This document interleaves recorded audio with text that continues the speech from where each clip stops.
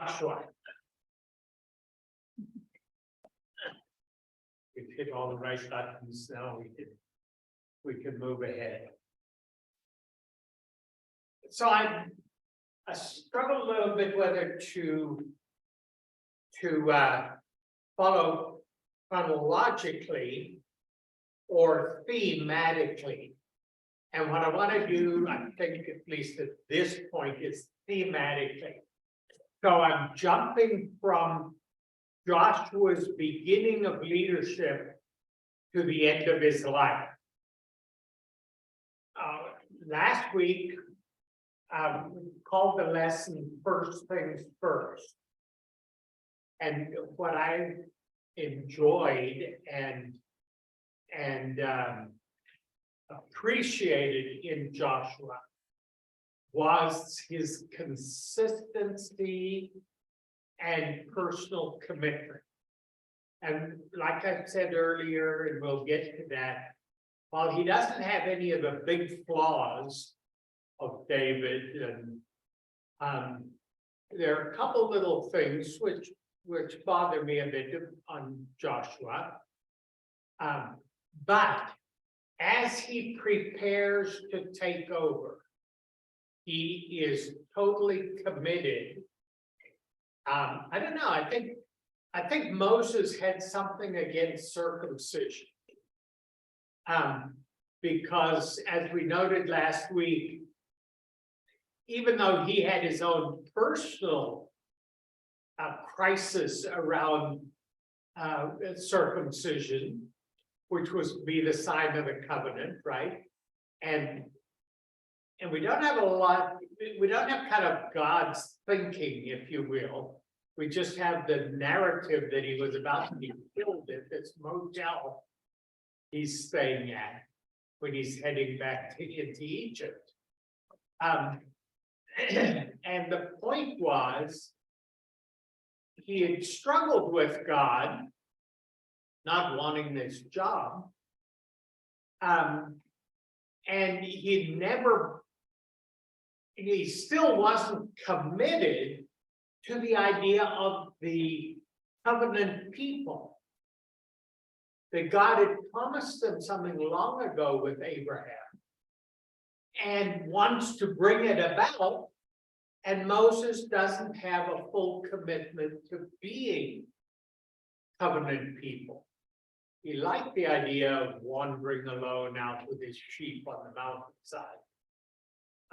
Whatever it is that was going on there, it is a surprise to me that during the wandering in the wilderness, we get this picture that the Israelites, although the males had all been circumcised before they left Egypt, now they've all died off, and no one bothered with the ritual, ceremonial commitment to the covenant. And so last week we touched on a handful of pieces, because my own personal view had been, oh, you know, they crossed the Jordan River, surround Jericho, and its walls fall down. But there were these first things first for Joshua, and I really love that.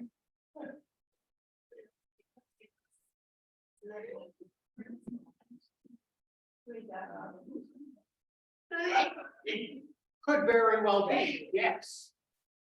But if God had made things that important for Moses with his own sons, one would have thought it could have carried over. So what were some of the first things first? In other words, what happens between crossing the Red Sea and the walls of Jericho falling down? They took the stones from the river. And that's a great one, because Moses gives the directions for that before anyone really knows that the water is going to back up. So maybe they thought, well, you know, we got to reach down, we're going to be wading through the Jordan and have to find some big rocks under our feet. So the first one is the crossing of the Jordan. And of course, by that time, the waters have been put on hold by whatever form. And it, those who like to see how these things actually worked. there were 12 Takes it. stones, right? So, okay, I always wondered how those other three, but they were all in the river, like on through all 12. Yes, because you have Joseph's place taken by two, but the Levites have a different role to play. So another good thing was, if you're talking, there was that angel, right? Talk to him. Yeah. That, Are you for us? yeah, that we're back at the things, right? The angel gave him Yeah, the instructions on how to yeah, conquer Jericho. yeah. Right? Is that one, right, or wrong? Yes.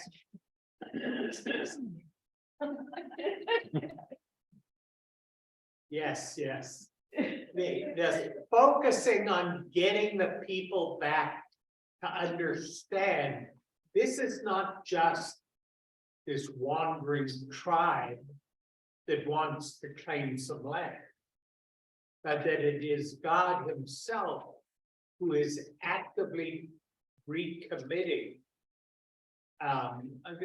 or he is fulfilling, let's So- put it that way. So He is up until then, they had no idea how they were gonna do it, Well, or just run in. I like to, when I face these things, I do it. I start with my own life and say, Yeah. okay, what's this balance between God doing and me needing to put in work and effort? And there's always a pairing that way. It's not as if their fighting forces didn't train and learn what they were doing. But of course, the scriptural record is interested in the spiritual history of the nation. And so the emphasis is placed upon what God does. And God seems keen to do that. And the walls of Jericho, so the beginning battle is clearly in God's hands. They don't even really have to pull out the swords and do much there for that first city. When you say that, it makes me think of when they first sent the 12 spies and they came back and they were like, it's great land, but oh, we're gonna die. And then we're like, no, if we're pleasing to God, he will make a way. And then when it comes to Joshua actually going there, what do? They're called to obey, right? To trust and obey. One, the circumcision part, we're preparing ourselves to dedicate ourselves and even observing the Passover. And then they go into battle, and what happens? They don't have to fight. God does it for them. So it's that balance that, we obey. And we give our trust that God will do the rest, and he does. And Joshua doesn't have this all. I mean, this isn't one night in his tent. The Lord comes down with the whole plan and shows it to him, right? And you have this one-on-one with this man standing with his sword. I had to track back down that pic. Did you get that picture from me, John? Yeah. That I sent you. So we got two stained glass depictions in that church. And the one is the Archangel Michael, including his sword. I looked to make sure that that was there. Okay. So you have this spiritual, personal Oh, well, I want to emphasize there with the angel, which we believe to be the angel, right? We never, scripture just says the man with the drawn sword. And Joshua doesn't know what this is all about. It hasn't all been laid out to him. Here's what you do tomorrow. Here's the job you take, right? We in our lives want this so clearly defined for us. Always, we want to follow the Lord and his direction. But he doesn't write everything out for us. I always said, I think I could do most anything. Torture, whatever I could stand up to. If I just knew the Lord hand wrote a message to me every morning, I reach under my pillow. And there it is. This is what I have for you today. I could probably handle everything. But it's the not knowing for sure that makes it all much more difficult. And so Joshua goes to talk to this guy, gently, no doubt.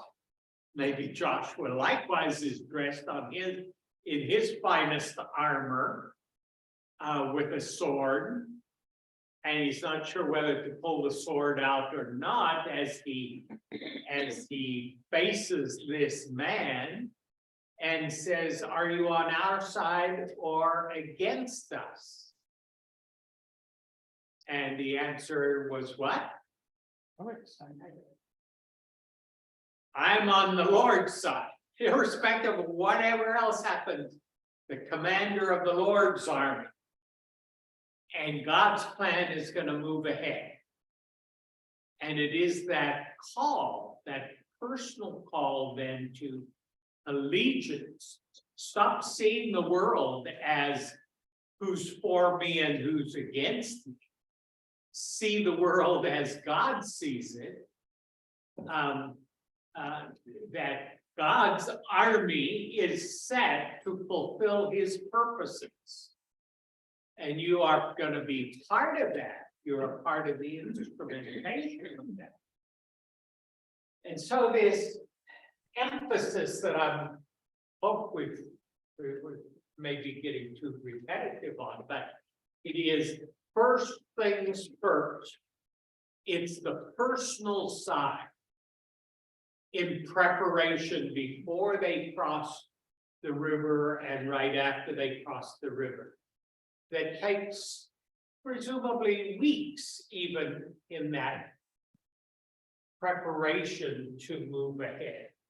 So we have Joshua with his personal time with the Lord, where the Lord tells him, Moses is gone now, I am with you. We have the commitment that something big is going to happen. I don't know what exactly, but, and so Joshua gives the commands to bring those rocks out of the riverbed, because we're going to memorialize this. And we need memorializing in our lives. I'm much more for ritual in life than I used to be. Maybe because it gives me that sense of security, as well as that I want to hand on to my kids and my grandkids. Really debated. We're going to celebrate Mira's birthday after lunch, meaning she comes to open some gifts while we have lunch together. My family tradition is that birthdays have angel food cake, strawberries, and I've become modernistic. We just scoop the ice cream out. Michael and his family still do the hand churn. Everyone who's there has to turn the crank on. It is. But that's a family tradition. And on the way home, I'm gonna buy a Dairy Queen cake, but this is hurting me a bit, not to fulfill, circumcision. The traditions that we are locked into, because this is who we are. So now we jump. Oh, so we're just touching on the personal time with God, the memorial that's gonna have those rocks standing for generations. And the book of Joshua often uses the phrase, and there until this day. But we don't know where this day is. But it clearly was years down the pike, and that people were still recognizing it was a teaching point, right? A Kodak moment. So when the Hebrews traveled around, they always stopped there and got a picture with the kids at the memorial. Then we have the Passover, we have the circumcision, we have the confrontation.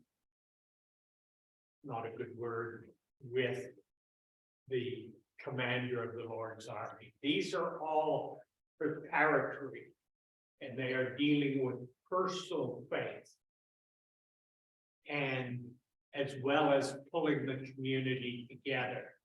You read through the book of Joshua, even as you had with Moses, that a lot of emphasis on both giving independence or individual recognition as a tribe, but the tribe together with the other tribes. And so the rituals are there, like the choosing of 12 stones for the memorial. You have that place for the individual plans, but also at the same time it's an emphasis that we are together, the heritage of the Lord's promises. Okay, and then we move to Jericho, and we're going to follow through more. We'll come back to the chronology, but we're going to jump now to what I'm calling last things first, same as first things. And to me, this is wonderful. It is always so great to have people in our presence, whose lives have been this consistent commitment for their many decades. My decades seem to be getting up there, but then I always look at Jean and say, I got a ways to go here yet. But the consistency, those of you who have been a long time presence at Southeast know of individuals who have come and gone, who have come and it's like I think of the old photographers who had to light the chemicals. What are the chemicals that they use? Phosphorus, isn't it a mix that has some phosphorus to take the pictures, photos, and you light it in a flash. And people whose lives have been like that, who've come in and joined us as a worshiping community, and say, this is just what I need, have needed. You people are such a help to me. And for a few weeks, maybe even a few months. But then suddenly they're no longer in worship anymore. We don't know what happened to them. Yeah. Shirley has to try to make a decision. Are they members still or not members? What does that do to a quorum for an annual meeting, seeing as we have these rules by which we need to function? That people whose lives are continually maybe in crisis, and during that crisis time, they've come to want to make a commitment to the Lord. I think often making a kind of bartering tool all about it, right? And so they're in church and they're seeking the Lord's help, not to mention other Christians' help, which is often part of the picture likewise, right? And so the church family tries to surround them with love and bring items that they might need or money to help them through this or through that. But the inconsistency is striking and disappointing to me with all of those. I tried in my head to name a few of them that could, but I'm certainly not going to do that publicly. Where we've tried to invest in people who then faded out. Our only hope is that they found another place where they could become committed and grow.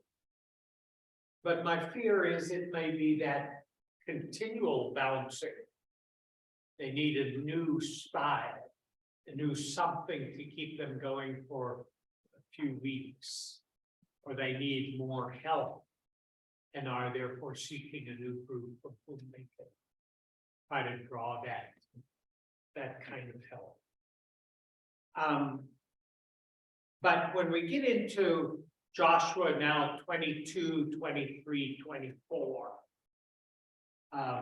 as the book comes to the end, it does so around the death of Joshua. And so for the people, what's he doing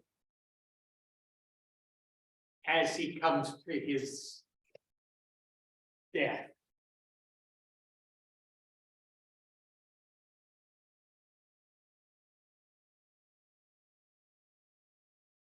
What's the big finale? It's one of the things you mentioned when I asked you what you think of with Joshua. Oh, he gave that profound statement. The big challenge. I think we keep forget what a warrior was. He was really a warrior, and all of a sudden he's old. He's resting from that and won a lot of things. It started his farewell to arms thing, you know. This is what I need to. Yes, absolutely. He was a warrior, and we have a tendency to forget that. The end of his life has been good. God gave peace to the people. Now, what we know is that they never took over the whole land as we would like to have thought they would. On the other hand, we really don't like what taking over the whole land means, because we're not much for the use of the sword and wiping out everything.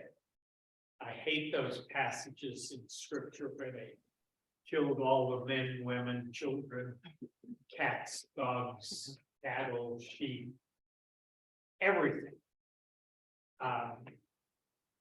But we get to the end of Joshua's life, and it seems to me that one thing we'd like this challenge really, or we picture it as the kind of thing that should be taking place at the beginning. But Joshua must be keenly aware that people make choices. From the earliest we meet Joshua, And then we see him as one of the 12 spies. What's striking is 2 of them chose faith. It said, I don't care what it looks like. If God has promised us, and we know it is a land that is abundant in its produce, we can do it. And 10 men said, we're gonna just get murdered. And the Amalekites apparently were people who were quite tall and big. Remember, Jewish people were, yeah, you aren't gonna find many 6-foot people. Some of you, like King Saul, might have towered over the rest of the community, because if you've got 6 feet, you probably had that. Jewish nation, the genetics are such that I might even be on the taller side. I of this. want to share one true story, not in the Bible, but my brother-in-law is Jewish, so he loves to hassle me. So he reads the Bible just so he can talk about it. So we're at dinner one night and we're talking about this battle. He goes, you know, I was reading about that. He said, just didn't make any sense to me why God would do all this stuff. And he said, what do you think? And he always did this just to bug me. So I go, you know what I think? I think God said, all you Jewish people are so darn short. You need a little help. And he said, okay, I'm done.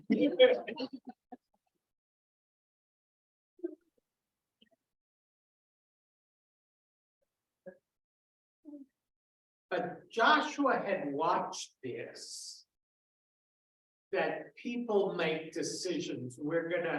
We will see some of that when we go through this a little more chronologically later.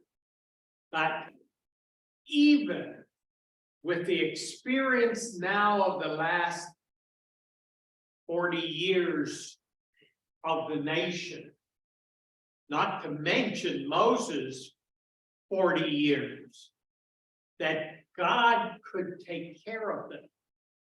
There were always some who chose badly. And so the final challenge, choose you this day who you will serve. And he pulls the people together, and he does what he had done at the beginning, the national celebrations, right? The chance again, the renewal of the covenant. I can just see Joshua, because this was part of his life and full commitment. Sometimes we're struck by the fact that we just can't believe how others think. When our first thoughts are, you know, I'm tied to God. So this item, I remember the first time that I was in a graduate seminar at the university, discussing some esoteric point that we graduate students use to impress ourselves. And one guy said to me, you know, I never realized how wrong Paul the Apostle was when he said, you know, I cannot even remember what it was we were really talking about, but I had never heard someone actually say, I didn't realize Paul, how off track Paul was. I didn't grow up with that way of thinking. For me, it was, if Paul said it, we better get in line and get our ducks in a row. And this other graduate student was just taking the stance that no, he was wrong, we've learned a lot more, we understand people more, we whatever. And I think Josh was a bit like that. That his own personal commitment is so strong. And he wants everyone to be like him. As a national leader, he can call the people together and they will come because he calls. I think Gene's dad, right? OGH.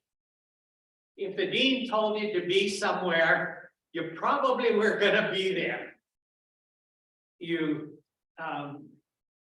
Because he represented faith and commitment and goodness. That which was right for our lives. And so he becomes this, and he's giving the same speeches over and over. At the end of the dean's life, he'd preached his sermons so many times that, but as he became kind of locked into his outline, I found in listening to him when he would speak, that the transitions weren't there. Yeah, he would hit the points that had been part of that message of his through the years, but the natural way in which we speak and move from one piece to another got a little bit lost. And I wonder if Joshua isn't at that point in his life. And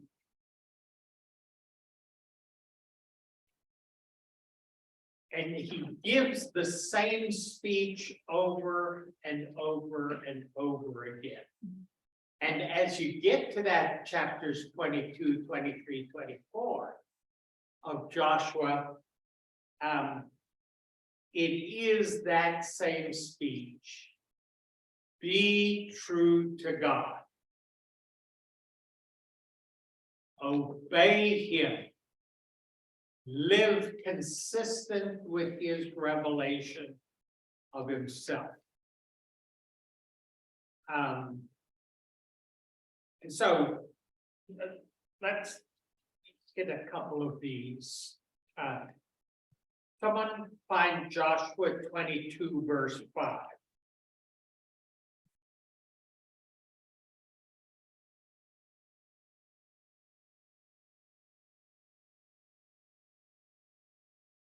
$22.12. 22:5.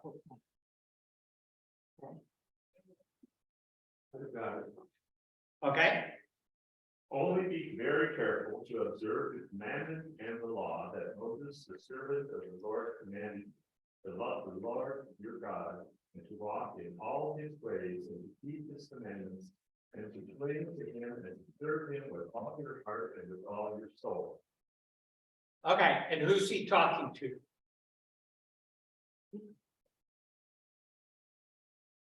A segment of the people. The Reubenites, Gadites, and half of Manasseh. Yes, the 2.5. Yeah, and he's releasing them to go cross back over and resume their lives. I wondered, how do you do that? Those who didn't, those who never made it. And we're sending them back home. Memorial Day is a day to think of those things, right? As we put up flags and wreaths and so on in graveyards. We just put up Uncle Dean's Air Force medallion that's on his grave. So my folks is stone and Uncle Dean's stone. So his Air Force thing from his time in service and which I always identified mostly with Normandy, though he flew in every one of the 101st Airborne's major operations in Europe.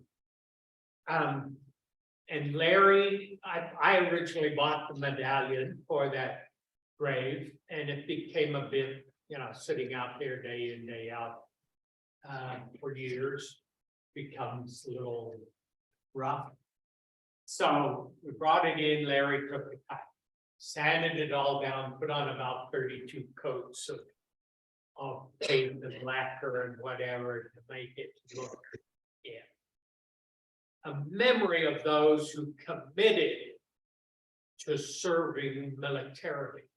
And I think when he lets them go back over and, they didn't have telegrams and so on.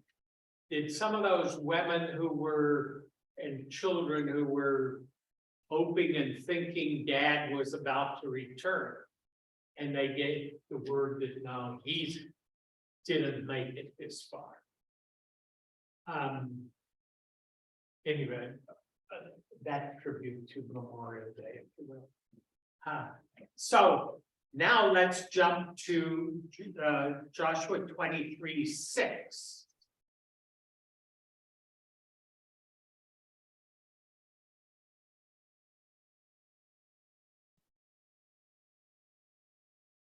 Come on. Therefore, be very strong to keep and to do all that is written in the book of the law of Moses, turning aside from it neither to the right hand nor to the left, that you may not mix with these nations. That was just 6. 7 goes on, that you may not mix with these nations remaining among you, or make mention of the names of their gods, or swear by them, or serve them, or bow down to them. Yeah. But the message sounds pretty similar, doesn't it? To what he had said a very short while earlier. Who's he speaking to now?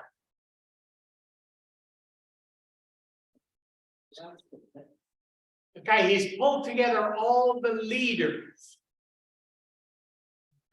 Presumably, this is who are the clan leaders for the tribe. And what I'm getting at is, as we get older and we see the day approaching, that there are far few days yet to come than memories to look back on, that some of those things that were really important to us before are not so important anymore. And so our message maybe does get a bit repetitive, but it is what is important that keeps me. And so we see at this period where Joshua is about to, what's the phrase that is used? 23:14.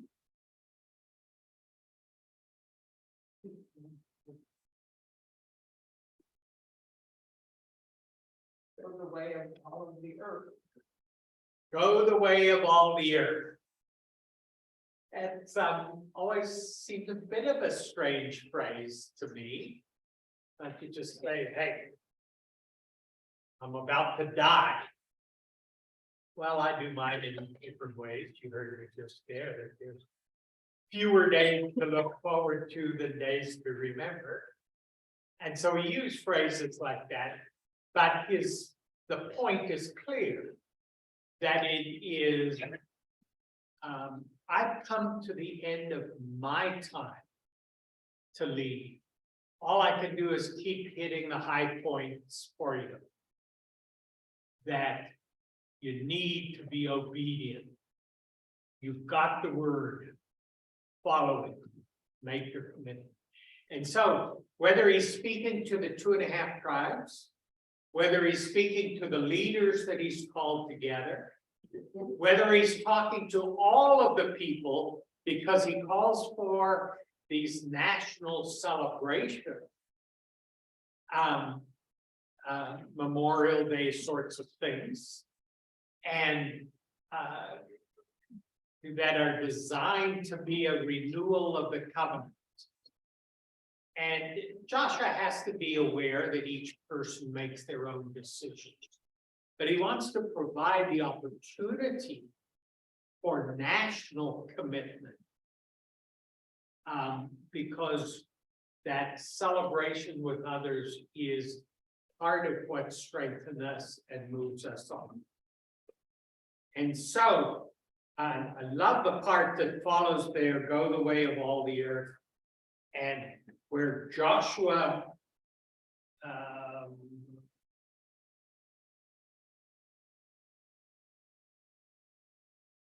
I love to be able, verse 15. The end of 14 is the most succinct statement of it. What?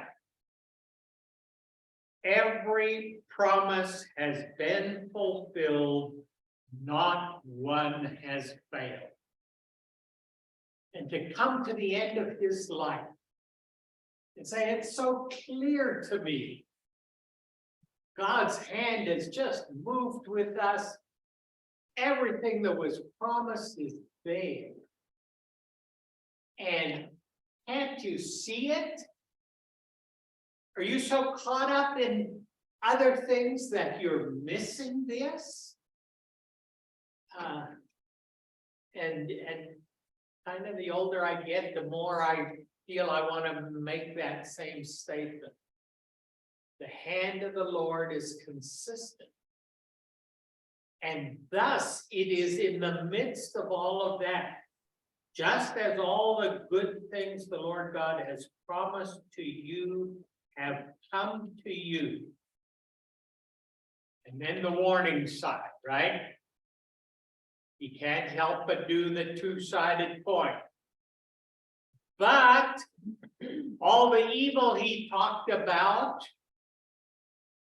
if you aren't doing your part, that too will come. So verse 24 is the covenant, verse 24, chapter 24. Joshua finally assembles all of the tribes for the great feast, the recommitment at Shechem. And this is where, in that final speech, that he challenges them. And he recounts their history, pre-Abraham, on until now. And he says to them, so, you get to choose who you want to serve. Do you want those way back in Samaria, who our forefathers served when they knew so little about God? And is that who you want to serve? The gods of Egypt during that piece of our history? In this new land that you're in, and so that's where we list all of them. So I had marked that specifically. And all those, the ites listed. And starting in verse 11, right there, Yes. So all the people that we get, all the ites in there. The Girgashites, I don't remember being listed earlier. So you get a lot of ites. It's you got a lot of things calling for you in your commitment. So Sumerian gods, Egyptian gods, ites gods around you, lots of things you can commit to. Choose who you will serve.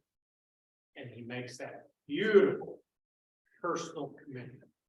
But as for me and my family, my house, we will serve the Lord. That's 24:14-15. So he's come to his life, he's looked back, he's seen it. I think he must have had a good death. I see Joshua on his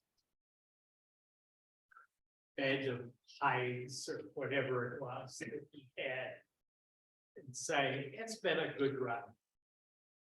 And God has been so faithful. I hope the people will understand and remember and do in their commitment. Okay, so we did first things first, last things last, which are the same as the first things first. The consistency and the call for us, then when we're talking about our takeaways for this lesson, whatever it is, consistency. I know we're going to have some ups and downs, and now we'll go back and look at a little more of the detail. Let's see in the middle of that in Joshua's life. But despite some highs and lows, consistency is what it is. I may not understand it. I may not like it at a given point. It may be rough, but hang in there. All that God has promised will be done. Thank you, Father, for your promises and your fulfillment of promises and the stories of the lives of our heroes that are provided to help give us a little bit more strength in our enemies look a little different. Our idols look a little different. But the calls are still the same. Be with us as we gather in worship today. We claim the promise of your presence. For we pray through Christ. Amen.